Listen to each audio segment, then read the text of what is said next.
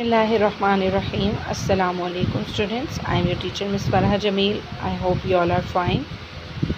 Now students, it's time to go for study. So take out your Pakistan studies book and open the page number 14.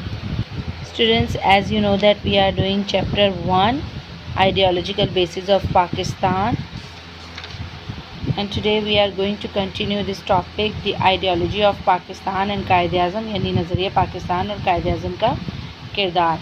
बच्चों, हमने कल ये तकरीबन यहाँ तक पढ़ चुके थे कि कायद-ए-आज़म ने अलीगढ़ में ख़िताब करते हुए नज़रिया पाकिस्तान के बारे में क्या अल्फाज इस्तेमाल किए कि पाकिस्तान के मुतालबे का मुहरिक यानी मोटिव और मुसलमानों के लिए जुदागाना मुमलिकत की वजह क्या थी, तकसीम हिंद की ज़रूरत क्यों महसूस हुई, इसकी वजह हिंदुओं की तंग नज़री है ना अंग्रेज़ों की चाल। ये इस्लाम का बुनियादी मुतालबा है, यानी कि मुसलमान अगर एक इस्लामी रियासत के क़याम का अमल चाहते तो उसका मतलब ये नहीं था कि वो हिंदुओं की तंग नज़री से तंग थे या अंग्रेज़ों की चालों से तंग थे, बल्कि वो ये चाहते थे कि इस्लाम के उसूलों का निफाज़ किया जा सके, एक ऐसी इस्लामी रियासत हो जहाँ पर मुसलमान इस्लाम के उसूलों के मुताबिक ज़िंदगी गुजार सकें। अब बच्चों, आगे 11 अक्टूबर 1947 को हुकूमत पाकिस्तान के अफसरान से ख़िताब करते हुए कायद-ए-आज़म ने क्या फरमाया, हम इस कोटेशन में पढ़ेंगे। तो बच्चों, इसमें कायद-ए-आज़म फरमाते हैं कि 10 साल से हम जिस ममलिकत की तख्लीक के लिए कोशां थे, खुदाए बुज़ुर्ग व बरतर की मेहरबानी से अब एक हकीकत बन चुकी है। बच्चों, ये उस वक्त की बात है जब पाकिस्तान वजूद में आ चुका, 1947 की बात है, जबकि पाकिस्तान यहाँ पर 11 अक्टूबर की बात हो रही है, पाकिस्तान अगस्त में 14 अगस्त 1947 को वजूद में आया और ये उसके बाद की बात है। तो आप हुकूमत पाकिस्तान के अफसरान से ख़िताब करते हुए क्या कहते हैं कि 10 साल से हम जिस मुमलिकत की तख्लीक के लिए कोशां थे, खुदाए बुज़ुर्ग व बरतर की मेहरबानी से अब हकीकत बन चुकी है। अब पाकिस्तान का मकसद हमारे लिए इसके अलावा कुछ नहीं है कि हमने एक ऐसी रियासत बनाई है जिसमें हम आज़ाद अफराद की तरह रह सकें, अपनी तहज़ीब व सकाफ़त को तरक्की दे सकें और इस्लाम के इज्तिमाई निज़ाम अदल के उसूलों पर अमल पैरा सकें, यानी कि अब हमने इस्लामी रियासत का क़याम अमल में ला चुके हैं। तो अब हम इस रियासत में हमारा ये मकसद है कि हम इस्लाम के मुताबिक ज़िंदगी गुजारें और अपनी तहज़ीब और सकाफ़त को फ़रोग़ दें और अदल व इंसाफ़ कायम करें अपने माशरे में।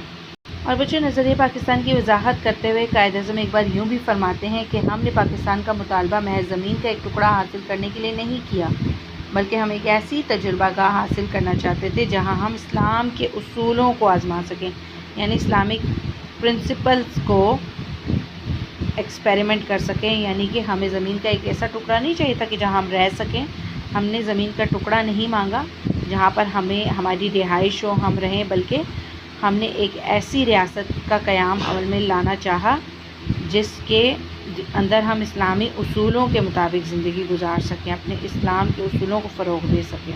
अब बच्चों, 21 मार्च 1948 को ढाका के अवाम से ख़िताब करते हुए कायद-ए-आज़म ने क्या फ़रमाया, हमें बंगाली, पंजाबी, सिंधी, बलोची और पठान के झगड़ों से बालातर होकर सोचना चाहिए। हम सिर्फ़ और सिर्फ पाकिस्तानी हैं। अब हमारा फ़र्ज़ है कि पाकिस्तानी बनकर ज़िंदगी गुजारें।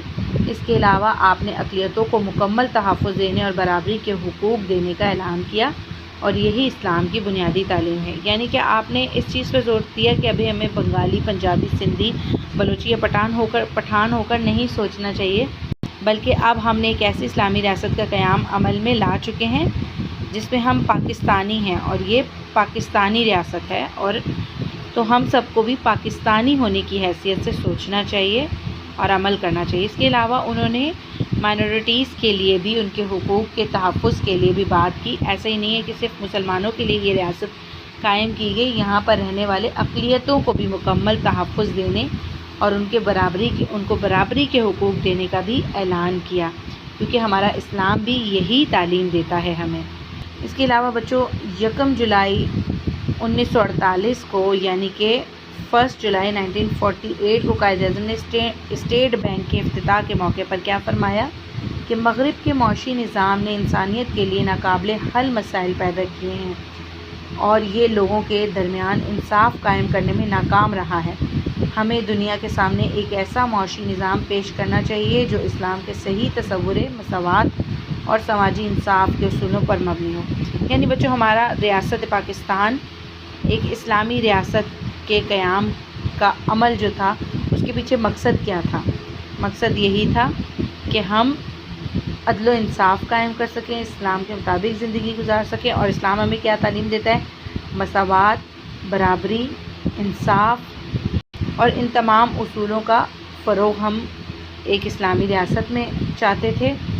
یعنی اب اگر ایک اسلامی ریاست قائم ہو چکی ہے جس کا نام پاکستان ہے، تو اس میں ہم مغرب کے معاشی نظام کو اگر رائج کرتے ہیں یا مغرب کے معاشی نظام کو فروغ دیتے ہیں تو پھر اس سے بہت سے ناقابل حل مسائل پیدا ہوں گے، جس میں عدل و انصاف کی کمی ہوگی، کیونکہ جو مغرب کا معاشی نظام ہے وہ لوگوں کے درمیان انصاف قائم کرنے میں ناکام رہا ہے۔